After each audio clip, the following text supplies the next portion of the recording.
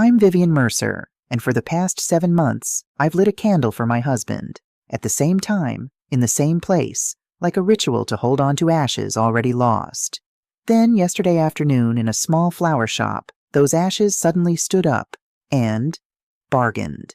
He was standing there, very much alive, bargaining over white lilies, the very flowers he used to hate with a passion. He signed the receipt with a name I had never seen before, then let his eyes pass over me, calm, distant, as if I were nothing more than a streak of sunlight on a wall.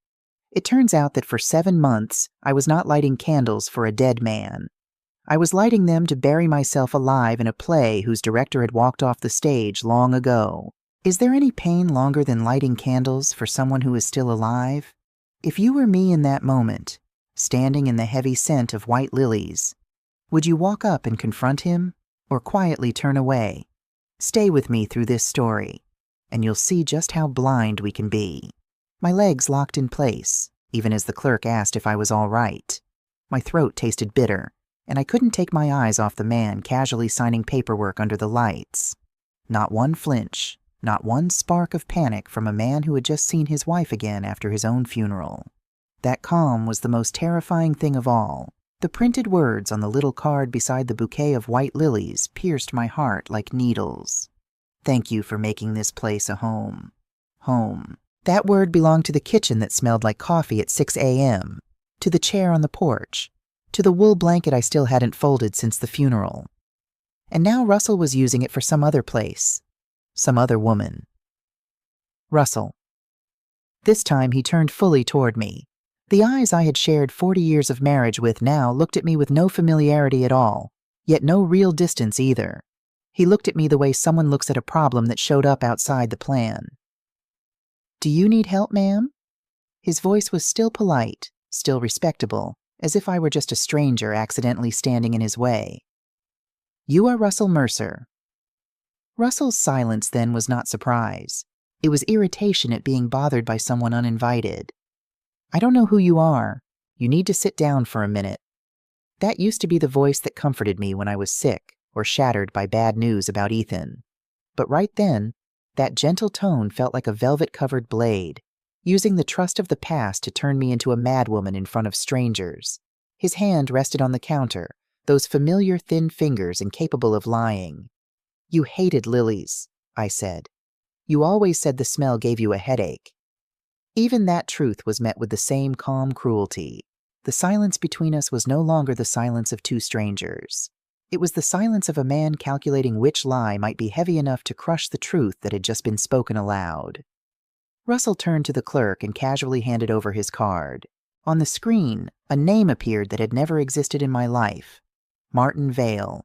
The feeling of collapse came over me and vanished just as quickly, replaced by a cold rush down my spine. Not because I was calm, but because my body understood that if I stood there a few seconds longer, the name Russell Mercer would disappear forever. The little bell over the door rang as he left, taking the blinding white bouquet with him. Through the clerk's awkward discomfort, I asked the only question that mattered. Does he come here often to buy flowers for the same person? Her small nod and the word sometimes landed like a final blow. The same person. Quietly. Those words were enough to sketch out an entire parallel life. If this truth is making it hard for you to breathe the way it did for me, give me a like. Your understanding is the only thing giving me the strength to keep walking into this darkness and find the final answer. Out in the parking lot under the pale late autumn light, his slightly stooped figure in the distance looked terrifyingly calm. Not rushed, not sneaky. That confidence told me he had lived inside the skin of Martin Vale long enough that fear had become foreign to him. The old gray SUV he climbed into had local plates too, a sign of a life carefully arranged, not a hurried escape. Watching the way he set the bouquet on the passenger seat with the care of someone holding something fragile, my chest tightened with memories of our old trips to the beach. A widowed woman like me, sleep-starved and cried out, should have gone home to her dark house, sat beside her lonely plate, and convinced herself she had mistaken some stranger in a crowd. People would have believed it if I wanted to believe it. But the truth was starting its engine and backing out slowly right in front of me, tearing apart every last excuse. His name was still carved on the headstone. The sound of dirt hitting the coffin lid and the feel of my daughter's trembling hand at that funeral were still clear inside me. And yet that same man was now flesh and blood, carrying flowers for another woman under a name I had never heard before. There are moments when, if you choose to turn away, the rest of your life becomes a lie forever. I hurried to my car, my hands shaking so badly I could barely hold the keys. Ahead of me, the gray SUV had already started rolling out of the lot. The engine, the bright red taillights, my eyes fixed on them as I kept just enough distance. When his car turned onto the main road, I followed. I didn't even know what I was chasing, a confession, an address, or just enough proof so that tonight, when I looked in the mirror, I would not have to ask myself whether I had gone insane. Only one truth had hardened in my mind. My dead husband was driving through familiar streets with a bouquet of white lilies under the name Martin Vale. For the first time in 7 months of mourning, the word widow suddenly felt absurd. The bitterest part was realizing I was probably the last person to walk into the room where this play had been running for a very long time, in front of the silent knowledge of other people. The familiar city slowly fell behind. Rows of busy shops and neon signs gave way to empty roads, scattered houses, and low trees casting long shadows in the fading light. All my life in Hartford, I had never imagined I would set foot in these hidden neighborhoods. Russell, or Martin, or whatever mask he was wearing, was leading me into a world he had built carefully in the dark. The SUV stopped in front of a pale cream-colored house tucked deep in the north side of the city.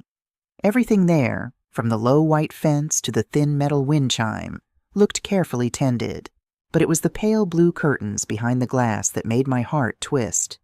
That shade of curtain did not belong to a temporary place. It belonged to a woman who had thought very carefully about peace. I parked half a block away behind a maple tree and kept my eyes fixed on the man who had died on paper. He stepped out, lifting the bouquet of white lilies with careful hands, the kind of care usually reserved for things that break easily. The door opened, and the woman came outside. She was not dazzling in the kind of way that drives men mad, but she had the face of a woman used to carrying her own life. Hair tied back neatly, a soft cream sweater, a slender frame. The way she leaned aside to let him through, the way she accepted the flowers, the little touch of her hand against his wrist. Everything about it was natural in a way that made me sick. That kind of intimacy does not need to perform. It only needs the right rhythm, the right distance, and you know they have belonged to each other for a long time. That small, gentle smile should have belonged in my kitchen. The real shock came when a little girl, maybe 11, ran out of the house and wrapped her arms around his waist. "Grandpa, Grandma said we have to get there early on Sunday." The word Grandpa nearly buckled my knees. Not Mr. Martin, not some distant guest, but the blood-deep certainty of a child who knew she would be answered. Russell bent down and touched the girl's hair. The same light, steady gesture he had once used with Ethan, with Naomi when she was little. It was the easy motion of a man who knew exactly where he was expected. The three of them stood there, forming a perfect autumn picture so complete it made my skin crawl. And then my eyes stopped at the woman's shoulder. The smoky blue cashmere scarf draped across her shoulders had a color too distinctive to mistake. Recognition hit me hard, bringing with it the memory of a large charge on our joint card 4 months before the fire. Back then, Russell had brushed it off with a quick explanation about interior repairs at the lake cabin. The blind trust, or rather, the habit of overlooking unsettling things in order to preserve the fake peace of a marriage, had now become a bitter debt. That blue scarf had come back to life as proof of lies that had never been answered. My hands shook so badly I had to grip my phone tight just to get usable pictures. The license plate, the house number, the front of the house with the white fence, even Celeste holding the white lilies. One more shot caught Russell's shadow passing by the window. I didn't know whether any of these photos would matter legally, but if I went home tonight without something solid in my hands, my faith in my own mind would collapse completely. I stayed in the car a few more minutes until the front door closed for good, and the wind chime on the porch sang in thin glass-like notes. Darkness fell quickly. The living room lights came on behind the pale blue curtains, turning the house into a warm home so suffocating it made me nauseous. While I had been learning how to live with silence and loneliness, that man had apparently managed to complete another role, inside another family. The drive home felt longer than ever. Every red light was another moment of my life appearing like a room knocked out of alignment. No radio, no phone. The smell of old wood and familiar candle wax greeted me when I walked inside, but tonight it no longer felt like shelter. Everything was nothing but a ruined stage after the audience has discovered the entire performance was fake. My coat was still on when my feet carried me straight to the bottom drawer of the buffet cabinet, the one Naomi had carefully packed with all the paperwork after the fire. My hand paused for a beat before pulling it open. One file after another spread across the table. The police report, the death certificate, the funeral records, the insurance paperwork. In the silence so complete I could hear the refrigerator humming lightly in the kitchen, the thin yellow pool of lamplight fell over words no one had dared read carefully for 7 months. A few lines that had once been skimmed through in grief now glared back with icy sharpness. Indirect identification. Severe damage to remains. Closed casket. One by one, the words began to change meaning each time I read them again. Back then, the advice that it was for your own good, or less traumatic this way, had sounded compassionate. Now they showed themselves for what they really were. A series of doors deliberately slammed shut right in front of me. Doors meant to keep a wife from looking too long, asking too much, or touching the truth that belonged to her. It was late into the night, and the stack of files felt cold beneath my hands. Out of old reflex, my fingers reached for Naomi's number, the daughter I had always believed would be the one to pull me out of the dark. The phone rang. Naomi's voice finally came through, sleepy and slightly hoarse. "Mom, what's wrong?" "I just saw your father." Silence. "Tonight, at a flower shop. He's alive, Naomi." Still only silence. Not the kind that comes from shock or from someone hearing the impossible. It was a heavy silence, long enough that goosebumps rose on my arms. "Naomi?" After a slow, tired exhale, my daughter finally spoke. Every word was low and clear enough to cut. "Mom, don't make this worse." The next morning I woke up feeling as if I had aged years in a single night. Early light spilled through the dining room curtains, pale and innocent, as though the world outside were still intact. I sat for a long time at the kitchen table, my hands wrapped around a cup of coffee gone cold, letting Naomi's words from the night before settle deep inside me. "Mom, don't make this worse." Naomi had not asked. "Mom, what are you talking about?" Or "That's impossible." She had not rushed to say, "I'm coming over right now." Half a lifetime of teaching had taught me to recognize when someone is answering and when they are trying to slam a door shut before it can open all the way. Last night, Naomi had not been surprised. She had been afraid. And that fear chilled my spine even more than seeing Russell in the flower shop had. The memory of the funeral came back, but this time not through the heart of a shattered widow. More like someone standing outside it, watching each person step neatly into place inside a perfectly staged production. Naomi had been the one pushing everything to happen quickly. She told me not to read too much paperwork, assured me the police had handled everything, and insisted that seeing photos from the scene would only stretch out the pain. From the funeral home to the insurance company to the realtor who sold the cabin, she handled it all with such calm competence that I had once felt deeply grateful. Now, looking back, everything had been too smooth. The lake cabin had been sold too quickly, despite my wish to keep it through winter so I could hold on to the last warmth Russell had left behind. "Keeping it longer will only hurt more, Mom," she had told me. At the time it sounded tender, now it sounded calculated. The joint accounts had been closed in the first month, and stacks of papers had been set in front of me with the same soothing line, "Let me take care of it." That protection had turned out to be a blindfold. For the first time, one question rose inside me. How much authority had I handed my daughter without ever really looking at it? I chose my dark blue coat like armor. Her office was only 20 minutes away, but my hands on the wheel seemed to want to slow time itself, to keep me from turning around and running. The downtown office was bright and orderly, exactly the way Naomi always arranged her life, the opposite of the noise, the chaos, and the late apologies Ethan and his father had always left behind them. "Good morning, Mrs. Mercer. Naomi's on a call." The receptionist offered me a seat, but I stayed standing near the hallway leading to the private offices. My shoes struck the stone floor in dry little echoes. Naomi's office door was not fully closed, and fragments of sound slipped through.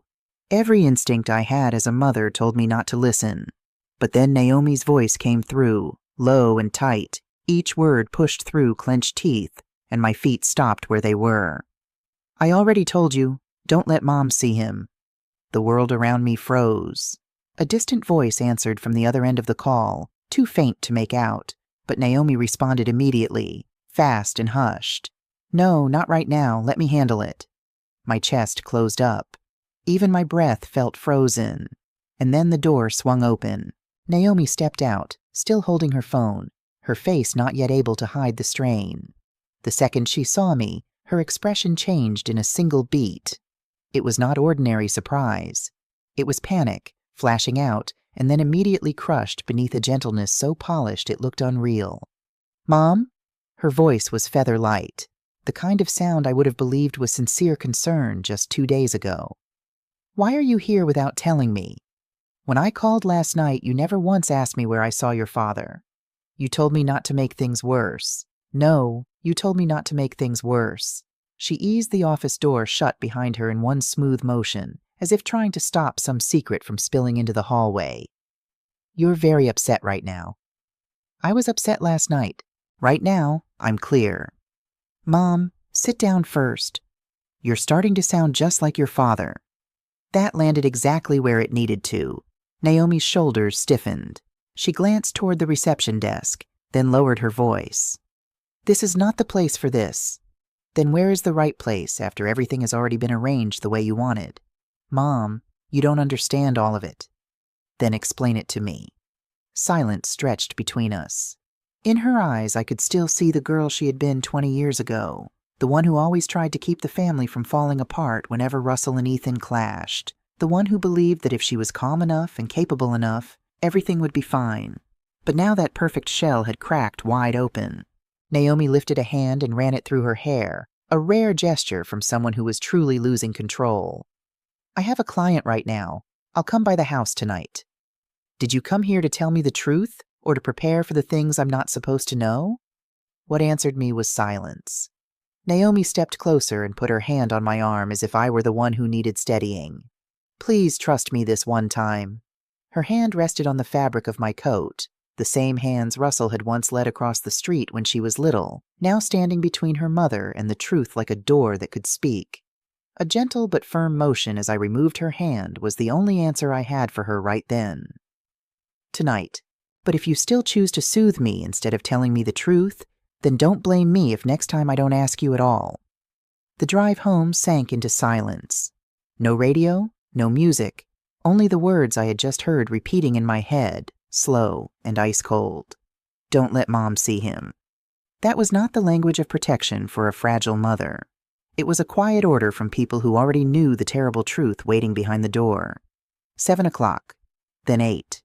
Naomi never came, and the phone stayed silent. The waiting ended in a decision to find the answer myself. The safe Russell had bought 12 years earlier under the excuse of keeping the family assets secure now looked like a dark cave. Opening it felt exactly like peeling back the layers of rotten wood in a decaying house to trace the path of termites. Files covered the table. Ethan Mercer trust papers, bank statements, insurance documents. Under the yellow light, the numbers looked unnaturally sharp. The mindset of a wife vanished, replaced by the clear-eyed focus of a teacher grading papers, written by students who thought neat presentation could hide dishonesty. The longer I looked, the more these papers revealed themselves as living evidence. Little by little, the money had drifted away from Ethan's name, only to reappear on some other street as white lilies, pale curtains, and a smoky blue scarf on the shoulders of a strange woman. Russell had not only taken money, he had siphoned the very pain of this family to warm another life. He had stolen even the last warmth Ethan had left for his mother. Later, I came to understand that some people do not destroy a family in a single night. They simply draw the warmth out of it, little by little, until the ones left behind start believing the cold is natural. The name Martin Vale sat boldly in the records. It was no longer a ghost from the flower shop. It had rooted itself inside my house, quietly existing as if it had always belonged there, just waiting for me, the one who had arrived late to her own life, to finally see it. I opened the photo of Celeste on my phone again. The smoky blue cashmere scarf on her shoulders and the cabin interior repairs charge on the old statement matched down to the last detail. Same store code, same material, same thin trim design. I set the phone down on the table very slowly. Everything was clear enough now. So Russell was not just living with another woman. He had used money from my life, from the accounts we built together, from the things tied to my son's name, from the trust I had given him for decades, to stitch together another life, soft, beautiful, and warm enough that from the outside it almost looked more worthy of existing than my real one. The next morning I called Lena Ruiz before my resolve had time to weaken. I had found her name on an old forum for people who had once gone looking for justice after accidents and fires. No flashy advertising, just one line that made people believe. She looks at paperwork the way she looks at the living. By then, the exhaustion of being the only one shut out from the truth had become unbearable. Lena's office was on the second floor of an old brick building in Hartford, where the staircase was narrow and the wooden railing had been worn smooth by time. There wasn't a single plant or comforting painting in the room, only file cabinets stretching nearly to the ceiling, and a short-haired woman with a calm gaze that was almost unsettling. Without any polite small talk, she pushed a thin notebook toward me. "Start with what you know for sure. Don't talk about what you're afraid of." The metal clasp of my handbag clicked softly against the edge of the desk in the stillness. The confession came out slower and heavier than I had expected. My husband has been dead on paper for 7 months. But 2 days ago, he was standing in a flower shop. I called his name and he denied it. What name was he using? Martin Vale. I handed her the photos from my phone, the license plate, the front of the house with the blue curtains, the silhouette behind the window, along with copies of the M. Vale Holdings transfers and the statement for the smoky blue scarf. Lena examined everything patiently, lingering far longer on the numbers than on the pictures. When she closed the last page, she leaned back in her chair. Lena went through it all without changing her expression. She turned each page, spending longer on the parts with numbers than the parts with story. Only when she finished did she lean back. "You didn't come here because of an affair." My hands tightened together at that statement. "I came here because the man I buried is carrying flowers to another house." "No." Lena shook her head, her voice flat. "An affair doesn't require the effort of building a fake identity deep enough to have tax records and a driver's license. You came here because someone has been quietly feeding another life for a very long time, long enough for it to completely replace the life he has now." Silence filled the room. Lena turned the screen toward herself and typed Martin Vale into a database she logged into with a private code. I didn't understand all the windows that popped up. I only saw her move from one page to another with the speed of someone far too used to separating what is real from documents that look spotless on the surface. About 10 minutes later, she took off her glasses and set them on the desk. "That name isn't new. Martin Vale is not a name that appeared out of nowhere," she said. "Someone patiently built that shadow over years, little by little, quietly enough that no one would turn to look. And the important part is this. It only really began to take shape about 14 years ago." 14 years? 14 years. That number was longer than the Ethan Mercer Trust had even existed. It meant Russell had been preparing for his own disappearance back when his hair was not yet gray, back when we still had no idea Ethan would leave us. The 8 years he had spent with Celeste now looked like only the later stage of a plan that had been growing long before that. He did not wait for the accident to begin deceiving us. He simply waited for an excuse clean enough to step fully into that shadow and leave us behind. Long enough to build a shadow, slow enough that no one would notice. Someone nurtured that name the way people water a tree in the corner of a yard no one pays attention to, waiting for the day they can finally step into its shade.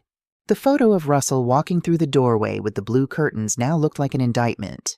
Lena opened another file, compared a few lines, then gave her conclusion in that same flat voice. "If it really is your husband, then he didn't leave on impulse. He prepared to disappear." That statement no longer shocked me.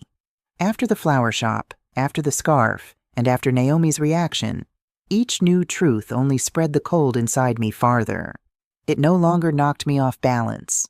Lena continued. "You're wondering why he was bold enough to walk into the flower shop, aren't you?" I nodded. He lives in a completely different area from his old circle. Small transactions, low attention. Looks like he uses cash a lot. And besides, people usually don't look too closely at older men buying flowers. They just see a decent old man. She looked up. And for the last 7 months, you've been living like a real widow. The people around him have no reason to think a dead man is walking around outside. The simplicity of it made nausea rise in me. Russell did not have to be a genius. He only had to understand how shallow people usually are when they look at life. I gave Lena the full set of copied records. Before I left, she offered one final instruction. Don't confront him directly again. What if he shows up in front of me? Then let him think he's still in control. I almost laughed. You say that like it's what he does best. Often it is. My decision to go back to the flower shop the following afternoon was not about proving Lena wrong. It was simply that after a sleepless night beside piles of paperwork, sitting quietly at home and waiting for someone else to piece my life together had become its own kind of torture. A charcoal knit hat, thick-framed glasses, and a scarf wrapped high to my chin were enough disguise to fool the careless glances of strangers. The flower shop was quiet, with only the snipping sound of stems being cut behind the counter. After a few minutes of pretending to browse dried flowers and glass vases, I asked as casually as I could, in the lightest voice possible, "Can I ask you something? The older man who usually buys white lilies here, he has pretty good taste in flowers." "Mr. Martin?" The girl's answer made my chest tighten. That name no longer shocked me. It had become a dull, steady ache. "I think so. Does he live nearby?" "Probably. He usually comes around this time about once every 2 weeks, always buying them for the same person. But he's very private." At that exact moment, the bell above the door rang. Russell stood right in the doorway, one hand still on the metal knob, his head tilted slightly as if measuring how far this situation had drifted from his plan. His eyes did not avoid mine. There was only a quiet irritation in them, the way someone notices a stain on something they have worked hard to preserve. "You should go home," he said, his voice even and cold enough to freeze the air. It was not advice. It was an order from a man who still believed that as long as he stayed calm enough, the world would have to retreat.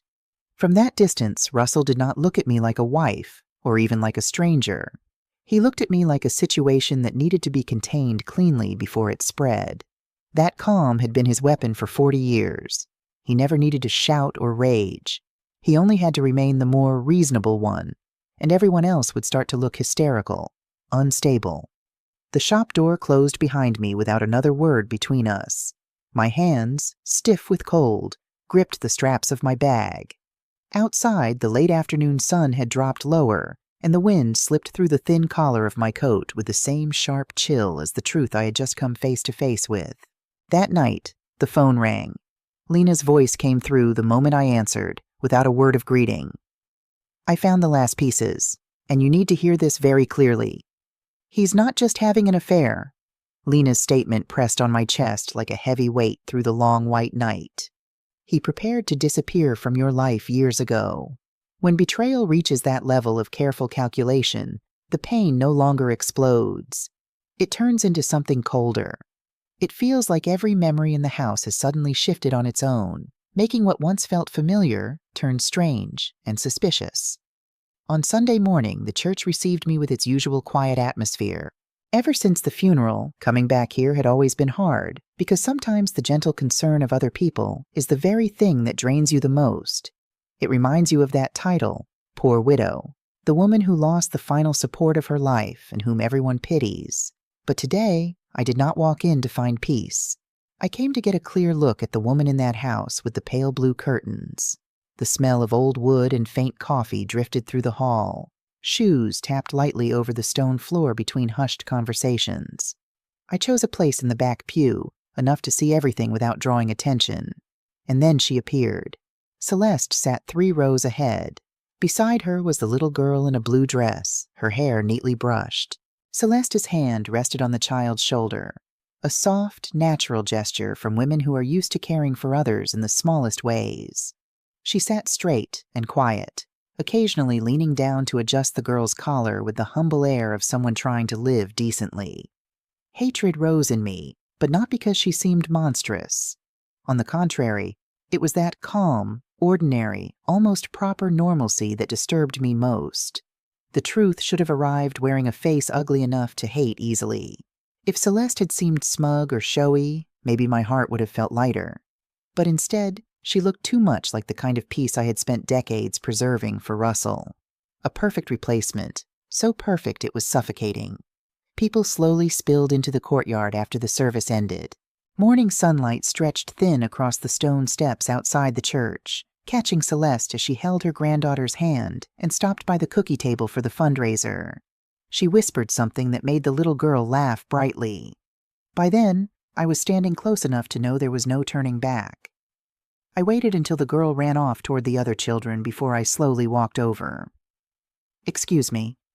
Celeste turned. Up close, her face looked younger than I had imagined, but her eyes carried the marks of exhaustion. Not the exhaustion of someone lazy, but the kind worn by people who have spent years holding themselves up through storms without expecting anyone to help. "Yes?" "My name is Vivian." The slight tilt of her head told me she was waiting for an explanation. I kept my eyes fixed on her face, forcing my voice not to waver. "I want to ask you one question. The man who lives with you, do you really know what his real name is?" Something shifted very faintly in Celeste's expression. Not fear, more like surprise mixed with caution. "I'm afraid I don't understand what you mean." "I'm asking about Martin Vale." The name barely left my mouth before it dragged a dry ache through my throat. Celeste stood still, looking at me longer than necessary before answering. "He's Martin. That's the only person I know." My patience ran out, and the confession came out like a final blade. "I used to be Russell Mercer's wife." Celeste really did freeze, not with the fluster of someone caught or the panic of someone having her mask ripped away. It was the blank shock of a person hearing a name completely foreign to her memory. "I'm sorry," she said. "I truly do not know that name." Every version of a jealous confrontation, denial, or tears that I had prepared in my head suddenly became useless. The genuine confusion on the woman's face threw off the rhythm of my anger. "I buried my husband 7 months ago," I said, "and then yesterday I saw him buying flowers for you." Celeste said nothing. The morning wind moved through the trees and made the hem of her thin sweater tremble. Her eyes no longer held defensiveness, only shock as she tried to fit together two lives that should never have belonged to the same man. "You're saying Martin is your husband?" "Russell Mercer is my husband. I only know Martin as a widower," she said. "He told me his wife died a long time ago." Silence fell between us, heavy as low clouds before rain. My hand gripped the strap of my bag so tightly my knuckles turned white. It was the only thing keeping me standing. Celeste drew in a slow breath. "Would you come with me for a moment?" Two older women sat down on a long wooden bench along the side of the church under the thin light of late fall. From there, the laughter of children in the courtyard only made reality feel more absurd. "She's my granddaughter," Celeste said first, still looking out at the yard. "Her mother died 2 years ago, and since then she's been living with me." Silence was the only answer I could give her right then. "Martin isn't the little girl's grandfather. She started calling him that after he kept driving us to church. At first I corrected her, but then I stopped. Children always name whatever makes them feel safe," she went on, her voice even, as if she were telling an old dream. "We met 8 years ago at a library fundraiser. He was polite, private, not the kind of man who liked to show off. At the time, I thought that was a good thing. 8 years. That number was enough to knock a person down more than the moment in the flower shop ever could. It turned out that even while Ethan was still alive, even when our home seemed most intact, Russell had already quietly made room for himself in another life. His escape after the fire was not some impulsive decision at all. He had simply stepped fully through a door he had been patiently holding open for a long time. For nearly a decade, what I had been living with was not a husband, but a role played so perfectly it was chilling. "Because you believed he was truly grieving." That sentence made my chest ache sharply. Russell had always been far too good at creating a sense of safety exactly where people needed it most, only to pull it away the moment they were no longer strong enough to stand without it. He told me his wife died of an illness, and that his family past held pains he didn't want to talk about. Celeste blinked softly, her voice heavy. At our age, everyone has forbidden rooms in their life. I didn't force him to open his. He always knew how to use silence to wrap himself in decency. Celeste did not argue. In the daylight, the tired lines around the corners of her mouth and the faint shadows beneath her eyes were clear. This was not the face of a woman who had won some love triangle. It was the face of someone who had lived too long beside a story she had never verified, simply because she believed that at our age, no one still had the energy to deceive in such childish ways. He always avoided photographs, Celeste whispered, as if she were picking through scraps of memory she had once thought were ordinary. If he couldn't refuse, he would stand sideways or find an excuse to step away. I just assumed older people don't like seeing themselves in mirrors. The truth kept surfacing through tiny details. Russell hated any process that required deep paperwork, refused to join group health insurance or shared lines of credit because he said he could handle things himself. Even buying a bigger house closer to the water was always delayed because it wasn't the right time yet. Charleston. Celeste slowly looked up, her eyes full of surprise. You knew about that too? I guessed. She lowered her head. A thin, fragile smile appeared and vanished. He said once he finished handling one last old paperwork matter, we would leave Hartford. We. That one word still had enough force to sting, but it no longer carried ordinary jealousy. It was the exhaustion of two women sitting at opposite ends of the same table, each holding one torn piece of the same cloth. I hated you, I said. From the moment I saw you holding that bouquet. If I were in your place, I probably would have too. Did you know that smoky blue scarf you wore the other day was bought with money from my husband's and my joint account? The shock showed plainly in her eyes. I truly didn't know. My belief in that answer did not come entirely from logic. It came from the instinct of a woman who did not want to turn the other woman into a simple villain. Celeste turned away and looked out at the yard, where her granddaughter was busy gathering yellow leaves. Her voice thinned, as though something inside her had just cracked. Lately he's been tense all the time, easily irritated, unable to sleep, even getting up from dinner because of a single phone call. She swallowed. Whenever I asked, he said there was an old paperwork review going on, and once it was over, everything would be fine. Silence settled over us. An old paperwork review. So even the new life Russell had worked so hard to build had never really been peaceful. What was tightening around him was not just my appearance. It was the fact that his lies had finally reached the point where they were rotting from the inside. For the first time, Celeste was no longer an opponent. She was just another pitiful woman leaning on a name that did not exist, on a shadow pretending to be a man of flesh and blood. That afternoon, Andrea Cole's office came into view with a file so thick that the strap of my handbag had left red marks across my palm. Lena was already sitting by the window with a cup of black coffee gone cold. The two of them were opposites. Lena looked at paperwork the way someone looks at wet footprints, while Andrea looked at it like a locked door that needed exactly the right key. Andrea's professional coldness was the very thing I was most grateful for right then. There are pains that, if comforted too gently, will only make a person shatter further, and today I needed to stay whole. There was no need for more explanation. The numbers spread across the table began speaking on their own. Every dollar that had quietly drained away from Ethan's name had become another brick in the house with the blue curtains, another stolen warmth sewn into the scarf on another woman's shoulders. Russell had not just taken money. He had siphoned off his family's grief little by little to feed another life, to make it soft and peaceful. Some of these expenses look harmless, Andrea said, but added together, they were enough to quietly raise a marten veil in the shadows for years. Each page that turned tightened something in my chest. The amounts were not large enough to cause immediate shock, and that was exactly what made them horrifying. They slipped by month after month, season after season, steadily feeding a betrayal calculated down to the smallest object. The scarf. Andrea looked at me, puzzled, as my fingertip touched the edge of the cold bank statement. I had thought the bouquet of lilies or that stranger's look in the flower shop would hurt most, but it turned out the scarf was what exposed everything. No one steals little things that carefully unless they are painstakingly tending another life. The chill did not come from the price. It came from the way Russell had saved his tenderness for that woman, even while his own wife was breaking apart from loss. The silence from Lena and Andrea became, without meaning to, the empty space that let all my bitterness keep spilling out. Money can be lost and earned again. But Ethan's name, I swallowed. That name was on every fundraising letter, every scholarship event, every praise-filled speech about a devoted father. Russell used his own son's name as a screen to hide the blue-curtained house and the bills under Martin Vale.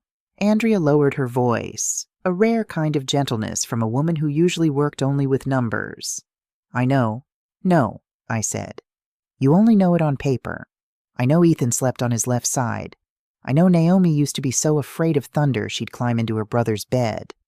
I know that car still smelled like mint that night because he hated coffee. Russell knew all of that too, and still chose to use his son's name as a shield for betrayal. The room sank into silence while life outside the window kept rushing past. Lena finally broke the stillness with a name. I spoke with Owen Hale. Owen Hale, the fund manager who always used the word community like it was a form of faith, the man who had sat at our family dinner table at least 10 times. He noticed irregular signs more than a year ago, Lena said, pulling a note toward her. But Russell always had reasonable-sounding explanations ready for every advance or internal adjustment. And Owen believed him? Not exactly. Lena gave a dry little shrug. He just chose not to look any further. The reputation of a grieving father was too powerful. No one wanted to be the first person to accuse the man who seemed to be pouring himself into a foundation built in memory of his son. How close is the audit? Andrea slid another file across the table. Close enough to make Russell panic. And this is the most important part. If this were only about another woman, he could have kept the affair in the dark for years. Men like Russell rarely burn their whole lives down over feelings alone. But once the audit started tracing the expense trail, the Ethan Mercer Foundation stopped being a safe hiding place. So he had to die. Andrea nodded once. He had to die before the numbers led back to their owner. He had to die so the foundation, the accounts, and the name Martin Vale would never end up on the same scale. I sat very straight, though I could not remember when I had pulled my spine upright. Sometimes self-preservation gives a person just enough strength not to collapse the moment the truth comes out. He didn't mean to leave me in silence, I said. He meant to take away even my right to ask questions. Exactly. Andrea closed the file with one crisp motion. A divorce means lawyers, property division, and direct questioning. Widowhood? You get candles, a headstone, and the sympathy of the world. Those two scripts lead to very different endings. Do you see it now? Celeste is only one piece, not the whole picture. The memory of the house with the blue curtains, the cashmere scarf, and the white lilies on Sunday morning returned like a slow film. But what hurt more than any of it was Ethan's name on invitations, on scholarships, the honor I had spent all this time revering with silent gratitude. He didn't leave you just for another woman, Andrea said, turning her pen between her fingers and delivering the conclusion in a dry voice. He left you so he could take all that money with him. This truth was more brutal than anything I had imagined. If you feel my story is a necessary warning for anyone placing their trust in the wrong place, please help me share it. One time you pass it along could be the hand that pulls someone out of a darkness of lies like the one I was trapped in. It was already dark when I drove home. Porch lights flicked on one by one in front of other people's houses, that pale yellow glow that always makes a neighborhood look as though it is being held together by decent habits. I parked in front of my house and stayed still a little longer in the darkness of the car, both hands resting on the steering wheel. There are nights when even getting out of the car takes enormous effort. I took one deep breath before facing my own front door. Naomi arrived a little before 8. The sound of the door closing was softer than usual, as though she were trying to step into a space that had been cracked for a long time without making it break apart completely. Naomi stood there under the foyer light, her hair tied low, her face pale, and her eyes stripped of their usual confidence. "Mom," I stepped aside and let her in. No hug, no comforting touch. 2 women walked quietly through the hallway, where that old summer family photo still hung like a reminder of everything we had lost. The living room was lit only by a small pool of yellow light from the table lamp. On the coffee table lay the file Andrea had photocopied, neat and terrifying in its cruelty. Naomi's eyes landed on the stack of papers and stopped. "Sit down," She chose the edge of the chair across from me, her hands laced tightly together. A silence stretched between us, filled only by the steady hum of the air conditioner, enough to fill the room, not enough to relieve the suffocating heaviness pressing down on it. I pushed the file toward her and opened it to the page showing transfers from the Ethan Mercer Foundation to intermediary entities and a deposit on a Boston apartment. Where do you want to start? Your father, the foundation, or the apartment? Naomi did not even touch the papers. Her lashes trembled as she looked down. Who have you talked to? To people good enough to read what this family worked so hard to hide. But tonight, I don't need outsiders. I need the truth from you. I was going to tell you. When? A short, bitter laugh escaped me, not sounding like laughter at all. I don't know anymore. Every time I thought about opening my mouth, something else happened that made me feel like if I said it then, everything would shatter. So you knew. Naomi lifted her eyes, and the fear in them was the fear of a child about to say something that will wound her mother forever. 3 years ago, I started noticing the money didn't look right. At first, it was just a few strange consulting payments, contracts with unusually flimsy supporting paperwork. Dad said it was internal handling and that he'd explain later. She swallowed. Then the name M. Vale Holdings showed up, and the money kept moving elsewhere. And you chose to keep it from me. Naomi clenched her hands on her knees until her knuckles went white. I was going to push until I got answers, but that exact day, Dad called me into his private office, locked the door, and brought up the night Ethan died. My body went rigid, as if an invisible hand had just crushed the breath out of me. The night Ethan died. That was the cruel key he had used to lock our daughter's mouth shut. What happened that night? Naomi's eyes darted away as if the answer was too heavy to say directly. Ethan and I argued in the car. He had been drinking a little, but he still insisted on driving. I grabbed the keys to make him calm down. And then? While we were fighting about switching drivers, the car pulled over. After that, she pressed her hand hard over her mouth to stop the sob from breaking loose. Everything is scattered. Brakes, headlights, then chaos. When I came to, Dad was already there. How did your father get there so fast? The look Naomi gave me answered for her. Russell's arrival had clearly not been as accidental as I had once believed. He told me I had to listen to him, or everything would be ruined. He said you would never survive knowing I was the one behind the wheel that night. He said the police wouldn't care about confusion, only the outcome. If I truly loved you, I had to let him handle everything. Looking at my pitiful daughter, I realized with bitter clarity how skillfully Russell had done it. He had not locked Naomi inside her guilt with loud threats. He had used love and protection for her mother as the cage. Every time she started to resist, all he had to do was glance at her and bring back that night in the car, the fact that her brother never came home again, and she would collapse. But that wasn't all. Naomi lowered her head. Each confession that followed felt like another piece of self-respect being stripped away. Russell had not paid for silence directly. He had done something more refined than that. A deposit on an apartment through an intermediary entity, a sudden deal that boosted her career, financial problems that were mysteriously smoothed over at just the right time. I knew none of it was clean, she said, but I kept telling myself it was his way of making up for it, because he knew I was carrying too much guilt and wanted to help me stand up again. And in return, you stayed quiet about his disappearance. I wasn't brave enough to call it what it was. But you chose the easier breathing that came from that lie, didn't you? Naomi closed her eyes, and one tear slid down onto the back of her trembling hand. Yes. A memory suddenly returned of rainy nights when Ethan always made room for his little sister in bed, and the bitterness of it nearly choked me. Russell had taken the warmth of brother and sister love and tied it into a knot around her silence. He had not just lied to me. He had poisoned the last decent part of our daughter's memory. Maybe that is the deepest kind of cruelty a person can carry, not only to wound the present, but to reach backward into the best memories and turn them into chains. There's one more thing, she said. I was never completely sure Dad told the full truth about the night Ethan died. That sentence made the whole room feel frozen. The truth was, Russell had not saved Naomi from guilt. He had only locked her inside a prison called fatherly love. In that place, every good memory had been poisoned until she could no longer tell the difference between love and chains. The hand that once led her across the street had now used that same painful secret to tighten the rope of indebtedness around his own daughter's neck. I stood there stunned as I listened to those words from my daughter. If you were me, do you think you could forgive Naomi's silence? Leave your thoughts in the comments so I know I'm not alone in this confrontation. The next morning, Andrea and Lena came to my house earlier than usual. The stack of files on the dining table, the same table where I'd spent years grading papers and folding family napkins, had now become a battlefield map. We don't need him to confess to everything, Andrea said bluntly. We just need him to say enough for the pieces to lock themselves together.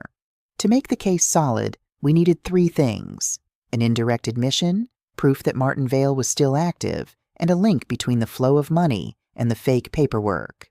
Looking at those 2 women, I felt a wave of exhaustion rise in me, but not from fear. It was the exhaustion of someone who was tired of living inside a life written by someone else. How do we get him to come? It has to be something he can't afford to ignore. Ethan's name rose in my mind, clear and cold. I'll text him that I found Ethan's watch in the cabin. That was the one detail Russell thought had been buried forever in the fire. If there was anything that could force a cautious man like him to show himself immediately, it would be a trace from the past he had somehow missed. The text was written short, emotionless, with no explanation. The old phone from the drawer was taken out, the backup line Russell had always kept hidden. Men like him rarely cut off every escape route completely. They just hide it deep enough so no one can touch it. But today, that same escape route would lead him into a trap. The words appeared on the screen slowly and coldly. I found Ethan's watch in the cabin. One last check before hitting send. The kitchen suddenly dropped into complete silence, so quiet I could hear the dry clatter of ice falling in the freezer. 11 minutes later, the phone started vibrating hard. An unfamiliar number with no name attached. After Andrea gave a firm nod, I answered. Russell's voice came through, low and unnervingly composed. What do you want? I want to hear the truth one time, Russell. The silence on the other end carried the tone of a man calculating, not a trace of panic in it. You're not well, he said in that patronizing voice. Don't make this uglier than it already is. A faint smile almost slipped out. Russell was still the same. Even when someone hit his weak spot, he still chose the posture of being the only rational person in the room so he could keep forcing everyone else down. The lake house, 5 p.m. If you're not there, this goes somewhere else. The line went quiet. Russell did not answer right away, but that long silence was its own confirmation. He no longer had any choice except to show up. The little house by the old dock now held only the smell of damp wood and dust from a place abandoned after disaster. Andrea and Lena had already finished placing the recording devices in hidden corners, subtle enough for a man as arrogant as Russell to forget that he no longer controlled the room. You don't need to bait him much, Andrea said. Just let him keep believing he's the smartest person there. I don't need to play any role at all. He's been used to seeing me as the weak one for a very long time. Outside, the lake lay gray beneath the late afternoon sky. The wind through the dry branches sounded brittle and lonely. I sat in the armchair by the cold fireplace, my hands clasped tight to keep myself from shaking. Russell arrived exactly on time. The sound of the car stopping on the gravel and his familiar silhouette slipping past the window came next. When he stepped inside, he still carried the same polished control in his dark coat. There was no sign at all of a man walking into a trap. Russell entered like a calm gentleman coming to clean up a mess someone else had caused. He stopped a few steps away from me and went straight to the point. Where's the watch? You're not even going to ask how I'm doing? What are you trying to do here, Vivian? I want to hear you tell the truth. Since when did you start thinking you're capable of telling the difference between the truth and whatever you want to believe? That line sent an icy chill down my spine. It was the same old psychological blow, never denying the truth directly, only making the other person doubt their own ability to understand reality. You faked your death. You used the Martin Vale identity to move money around and manipulate Naomi, too. I just want to hear what all those crimes are called in your own head. You always did like turning everything into a moral drama, and you always liked turning everything into paperwork. I'm not going to let you walk away with half the estate just because you were there longer than someone else. The sentence dropped into the room, naked and cruel. No shouting, no raised voice, but it was enough to destroy every good memory I still had left. "We're there longer?" I said. "You're talking about your marriage the way people talk about an overstayed tenant? Don't pretend you don't understand the value of the things you're standing next to." "The value of the things I'm standing next to? Or the things you quietly moved away while I was busy mourning my husband?" A brief silence appeared. Russell did not deny it. "The audit only forced things to happen sooner than planned, that's all." Outside, the lake stayed flat and still, as if nature had no interest in how many lies people used to build their lives. "And what about Naomi? What part of the truth were you planning to let her hear? Or just the part that would keep her owing you for the rest of her life? Naomi understands what she owes me." What kind of father says that to his daughter? The kind of father who has to clean up the mess other people leave behind. Same old tactic. Turn himself into the sacrifice, the one carrying everyone else's consequences. The only difference was that I was no longer the wife sitting there accepting that false generosity with blind gratitude. "And Martin?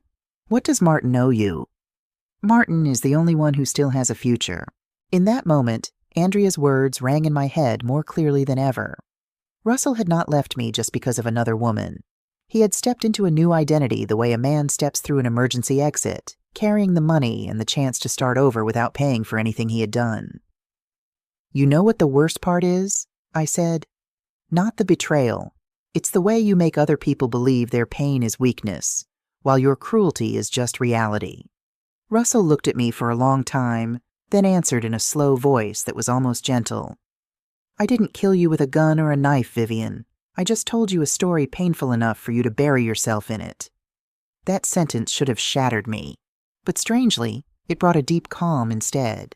At last, Russell had revealed his true nature in the very language he worshipped most. Not love, not regret, but the power to manipulate. He turned away, one hand on the doorknob, but not before leaving one final stab behind. "And don't turn yourself into a detective over Ethan. That night wasn't as simple as you and your daughter like to believe." The door opened, cold wind rushed in, and then it slammed shut. The sound of his car faded down the gravel drive, leaving the lake house in silence. Andrea stepped out first, Lena right behind her. Neither of them moved in a rush. Andrea took off her headphones and pressed stop on the recorder sitting on the table. "Not a full confession," she said, "but more than enough to flip the Martin Vale card face up. Russell still thinks he's standing on high ground, but really he just nailed himself to that pile of fake paperwork." The drive home felt strangely calm, not because the pain had lessened, but because for the first time I knew exactly where I stood. Russell still believed he could control every word and use language to shrink everyone else. But maybe he had forgotten this.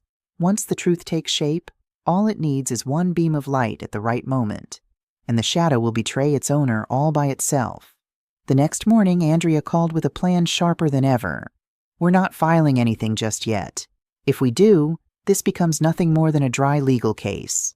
But if we choose the right moment, you'll have the truth and the witnesses in front of everyone." I understood immediately. That moment could only be the annual Ethan Mercer Foundation memorial. The memorial had always been the most painful but dignified ritual of the year. Under the lights, Russell always appeared as a devoted father, using the pain of losing his son to embroider a portrait of decency in front of the public. There had been years when I sat below the stage, gripping my hands tight and silently grateful that I did not have to carry that loss alone. Now the truth was even crueler than betrayal itself. Russell had stood there saying Ethan's name in the most polished language imaginable, while beneath that surface lay dirty money and a false life still growing larger. Owen Hale showed up at the Tuesday evening meeting looking worn down. Gone was the polished air of a powerful fund manager. He sat down with the face of a man being hunted by his own conscience. "I know I should have spoken up sooner, but you chose silence." Owen lowered his head and admitted that there had been times he wanted to dig deeper into the unusual expenses, but every time Russell used Ethan's memory to shut him down. "He's very good at using the dead to protect the living," Lena added coldly. This year's memorial would have the full board, the donors, and the press. It was the perfect stage. "For the first time, Russell won't be the only one controlling Ethan's story," I said. Andrea's plan was clear. Owen would use an internal channel to lure Russell backstage under the excuse of urgent legal paperwork involving Naomi. A trap aimed directly at Russell's biggest weakness, his fear of losing control. Naomi was the last to arrive. She stood in the doorway, pale and tense. The second she saw the stack of files on the table, she understood that the road of keeping everything quiet had closed forever. "If you've chosen the truth, then you need to be the first one to step out," Andrea said, her voice leaving no room for softness. Naomi sat down, pressing her shaking hands tightly together. "I don't know if I can do it." "You don't have to say it beautifully," I told her. "You just have to stand up straight and tell the truth." Her eyes met mine, and for a second I saw the little girl standing in the bedroom doorway years ago, clutching a pillow in both arms. "I've been silent too long," she whispered. "I'm afraid that the second I speak, people will only see the part that was my fault. What they think matters less than you being able to say it, Naomi. I'm not bringing you up there to take the blame for anyone. I just want us to take the truth back from your father after all these years of him using the name of family to lie." The day of the memorial came under a pale gray eastern fall sky. I walked into the hall in a simple navy outfit, a pearl necklace at my throat, the gift Ethan gave me when he was 17. No elaborate appearance, no performance. I was not here as a broken woman. I was here as a witness. At the front of the hall, everything still moved like a perfect production. White flowers, soft music, guests in dark clothes. They still looked at me with the pity reserved for a widow. But today I no longer needed that kindness. Behind the curtain, the air was thick with tension. Owen stood leaning against the wall, pale-faced. Andrea and Lena were ready with the files and the recorder. Naomi paced back and forth, her hands clenched against the back of a chair to keep herself from collapsing. "He's coming," Owen said quietly after checking his phone. At that point, whether his name was Russell or Martin no longer mattered. They were just two skins stretched over the same rotting skeleton. The backstage door opened.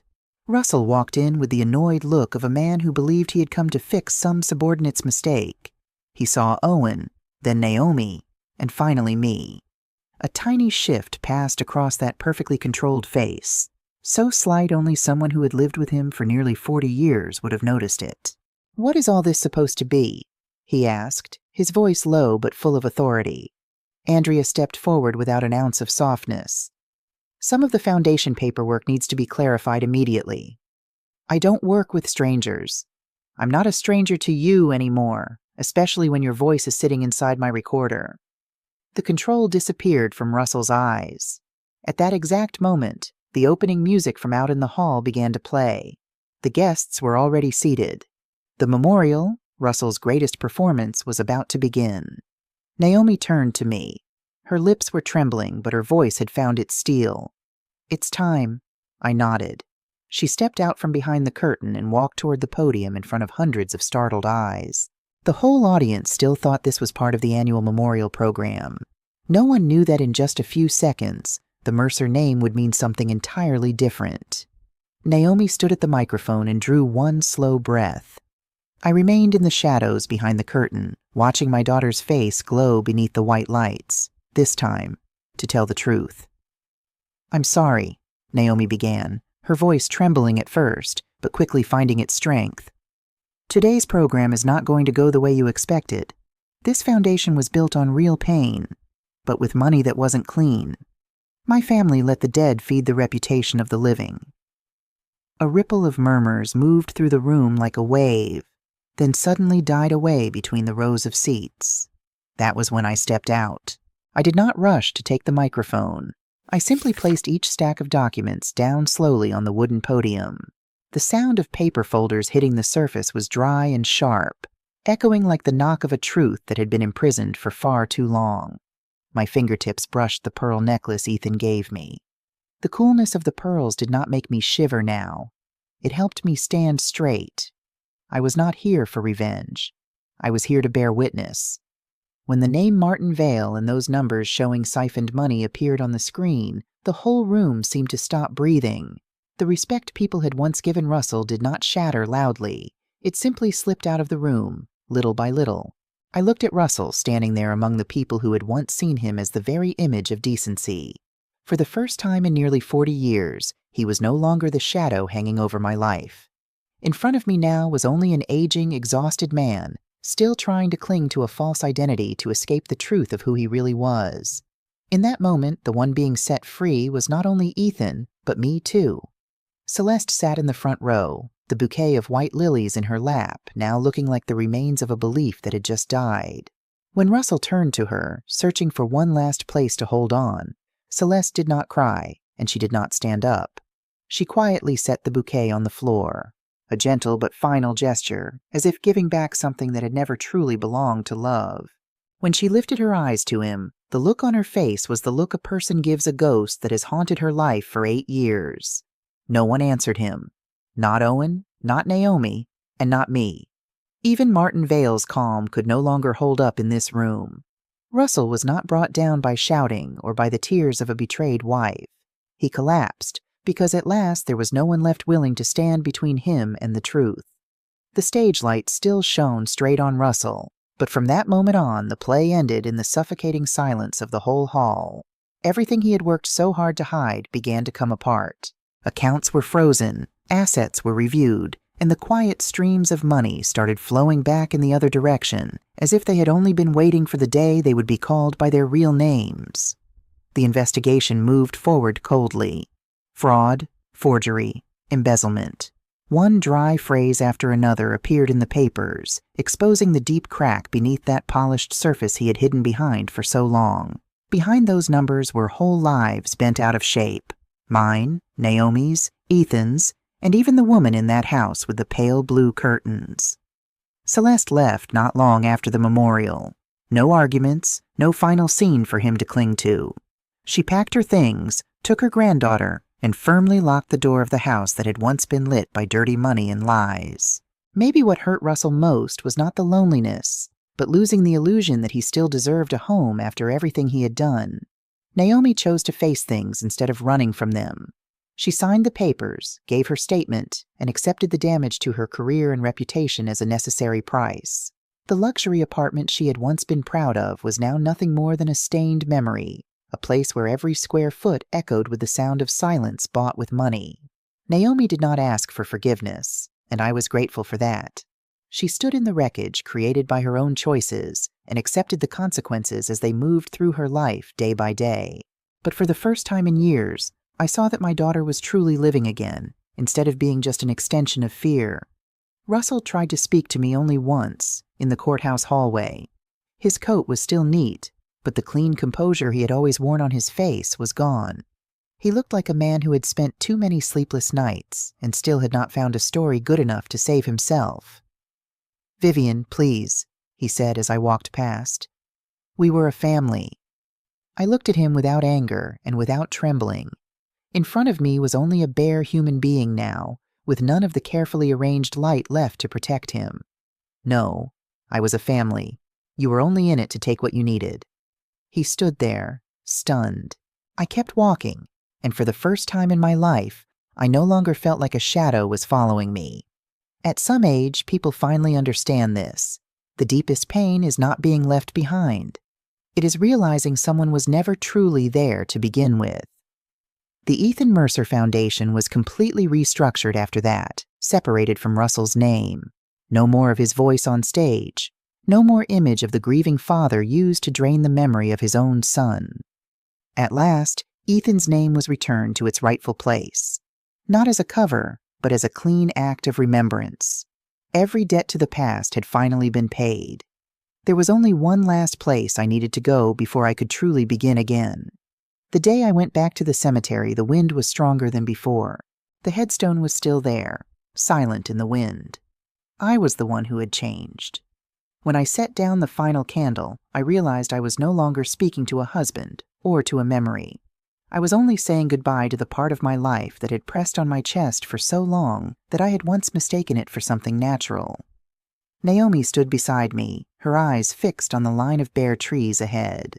Neither of us cried. After everything, tears were no longer the truest language. Sometimes the truth is simply there in the way two people stand still together without walking away. "Mom," she said, "I don't know where to begin fixing any of this." Then don't start with everything, I said. Just one thing at a time, one real apology, one clean decision, and one day at a time, living without letting someone else hold your conscience for you. Do you think I still deserve to start over? I turned and looked at her. I had kissed that face goodnight through so many winters, had brushed that hair for so many years, but standing in front of me now was no longer a child. It was a woman standing in the middle of her own wreckage. All of us have to pay for what we let continue, I said, but paying for it doesn't mean the road ends there. We left the cemetery as the sky darkened fast. Neither of us said anything soft or easy. But before she got into the car, Naomi quietly said, I'm going to face the foundation board myself next week, and I'm going to sell that apartment. I don't want to sleep in a place built out of my own silence anymore. A few weeks later, the old house went up for sale. I walked through every room one last time. The dining room where Thanksgiving tables had once been set. The staircase where Ethan used to sit tying his shoes. The back porch where Russell used to sit reading the paper. Every room gave back one piece of memory, but none of those pieces were strong enough to keep me there anymore. I left with simple belongings, a few boxes of books, my mother's tea set, and the only photo of the three of us by the ocean, the one Russell was not in. It turned out that was the truest part of our family after all, what remained when he was not standing in the middle of it. Rhode Island welcomed me with salty wind and the sound of the waves. The white rental house with dark blue shutters looked out over the harbor. On the first morning there, I woke before dawn, made coffee, and sat watching the light rise over the silver-gray water. No more clock ticking too loudly. No more feeling of waiting for someone to walk through the door. Just me, and a kind of quiet that was no longer frightening. The little book club began with a note taped up at the library. Thursday afternoons. Let's read together. Nothing fancy, nothing therapeutic. Just tea, cookies, and stacks of old paperback books with worn edges. The women who came all carried their own silences with them. We read slowly, paused over certain lines we loved, and talked more than we read. One woman who had divorced late in life once said, I never knew sitting quietly with other people and not having to explain myself could feel this light. I understood her. The little room slowly filled with the sound of chairs being pulled out, kettles beginning to sing, and soft smiles, as if they were learning how to make sound again without being afraid of bothering anyone. Every Sunday, Naomi still calls.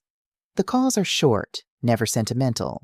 Sometimes she tells me about the little apartment she painted herself. Sometimes we just stay silent and listen to each other breathing through the line before saying goodnight. The distance between us has not magically disappeared, but for the first time, no one is arranging it for us. That is the closest thing to peace a life can touch. Not that everything is restored to what it was, but that no one has enough power left to bend it out of shape ever again. Forgiveness may be too expensive a lesson, but one thing is certain. No one should keep living in a room someone else locked them inside. Sometimes peace is simply having enough courage to step out and close the door behind you with your own hand. Every evening when I lock up after the book club, I realize I no longer have to light candles for any ghost. I turn on the porch light, watch the yellow glow spill across the wooden steps, and walk into the house under my own name. Russell Mercer lost, because the truth was the one thing he could never stage. If this journey touched some quiet corner of your heart, please leave a like or subscribe so we don't lose each other.